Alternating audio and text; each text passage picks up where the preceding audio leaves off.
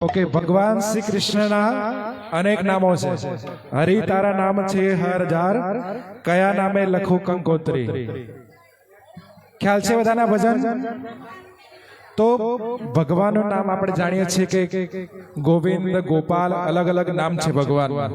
તો એમાંથી એક નામ છે ગોવિંદ। તો એ ગોવિંદ નામ કેવી રીતે પડ્યું?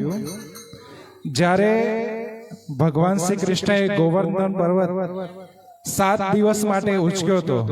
ભગવાનની ઉંમર 7 વર્ષની હતી। એક 7 વર્ષનું ટેણીયું બાળક હોય ને એટલી ભગવાનની ઉંમર હતી। તો જેમ નાનો છોકરો એક જે નાની છત્રી હોય એ આરામથી ઉપાડી લે કોઈ પણ કષ્ટ વગર, એવી રીતે ભગવાન શ્રી કૃષ્ણએ 7 વર્ષની ઉંમરમાં જ એ ગોવર્ધન પર્વત 7 દિવસ માટે ઉચક્યો હતો। તો આવી રીતે એ પર્વત એટલા માટે ઉચકેલો કારણ કે ભગવાન શ્રી કૃષ્ણ એવું ચાહતા હતા કે દેવતાઓની પૂજા ના થઈને જે ગોવર્ધન પર્વત છે એની પૂજા થવી જોઈએ। કારણ કે એ સમયે એવી પ્રથા ચાલતી હતી કે દેવોનો રાજા ઇન્દ્ર છે, તો ઇન્દ્રના અંડરમાં ધારો કે વરસાદ આવવો, કઈ જગ્યાએ કેટલો વરસાદ આવવો એ ઇન્દ્રના કંટ્રોલમાં છે। તો જેટલા પણ લોકો પેલા ખેતી કરતા હતા બરાબર એ સમયે, તો એ લોકો અનાજ પર પોતાનો જીવન ચલાવતા હતા। તો અનાજ હંમેશા વરસાદના પાણી ઉપર નિર્ભર કરે છે। તો એટલા માટે એ લોકો દર વર્ષે એ ઇન્દ્ર યજ્ઞ કરતા અને દેવતાઓને કેવી રીતે ખવડાવાય? તો યજ્ઞમાં આહુતિ આપીને, આપણે જે યજ્ઞ કરીએ છીએ એમાં જે ઘી હોમીએ છીએ તો એ દેવતાઓને પ્રસન્ન કરવા માટે હોય છે। તો એવી રીતે એ યજ્ઞ થતો। તો ભગવાન શ્રી કૃષ્ણ કહેતા હતા કે ઇન્દ્ર યજ્ઞની જગ્યાએ આ ગોવર્ધનની પૂજા થવી જોઈએ। કારણ કે ગોવર્ધન એ ગાયોને ઘાસ ખવડાવે છે। ગોવર્ધન પર્વતની ઉપર જે ઘાસ છે તો એનાથી ઘણી બધી ગાયો ત્યાં ઘાસ ચરીને પોતાનું જીવન અને પાલન પોષણ કરે છે। પ્લસ ગોવર્ધનની ઉપર અનેક વૃક્ષો હતા। કોઈ ગયું છે આમાંથી વૃંદાવન? વૃંદાવન કોણ કોણ ગયું છે? ઓકે, જે લોકો ગયા છે એમને ખ્યાલ છે કે ગોવર્ધન પર્વતની જે પરિક્રમા છે અત્યારે એને 21 કિલોમીટર નું ક્ષેત્રફળ છે, પણ એ સમયે વધારે હતું ક્ષેત્રફળ। તો એ પર્વતની ઉપર અનેક વૃક્ષો, જળાશયો, એવી રીતે અલગ અલગ વ્યવસ્થાઓ હતી।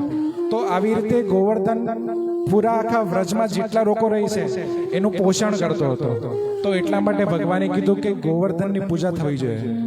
તો જ્યારે ઇન્દ્રને આ વાતની ખબર પડી કે આ વ્રજવાસીઓ, જેટલા પણ વ્રજવાસીઓ છે એ મૂર્ખ છે, કારણ કે એ નાના એવા એક 7 વર્ષના બાળકની વાતમાં આવી ગયા।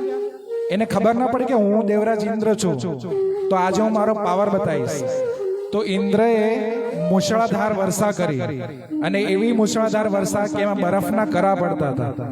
તો 7 દિવસ સુધી આ વરસાદ પડ્યો, જેના કારણે આખા વ્રજમાં જેટલા લોકો રહેતા હતા તો ત્યાં આગળ બધી સપાટી, જે ભૂમિ હોય એ જળ સપાટીમાં ફરી ગઈ હતી। તો એટલા માટે બધા ભગવાનના શરણમાં ગયા અને કીધું કે હે કૃષ્ણ, તમે જ એક અમારું રક્ષણ કરો છો, અને તમે જ ના પાડી હતી કે ઇન્દ્ર યજ્ઞ ના કરો, અને તમારા જ કારણે અમે ગોવર્ધનની પૂજા કરી, તો હવે તમે અમને રક્ષણ આપો। તો ભગવાન કહે છે કઈ વાંધો નહીં, હું તમને રક્ષણ આપીશ।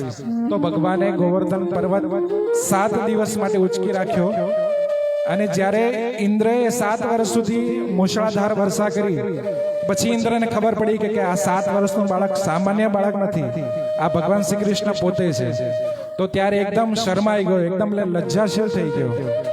તો દેવરાજ ઇન્દ્ર બ્રહ્માજીના શરણમાં ગયો કે મેં જે અપરાધ કર્યો છે ભગવાનના ચરણમાં, જે વ્રજવાસીઓ ભગવાનને અત્યંત પ્રિય છે, તો હવે એને હું માફી કેવી રીતે માંગુ ભગવાનને કે જેથી ભગવાન મને માફ કરી દે?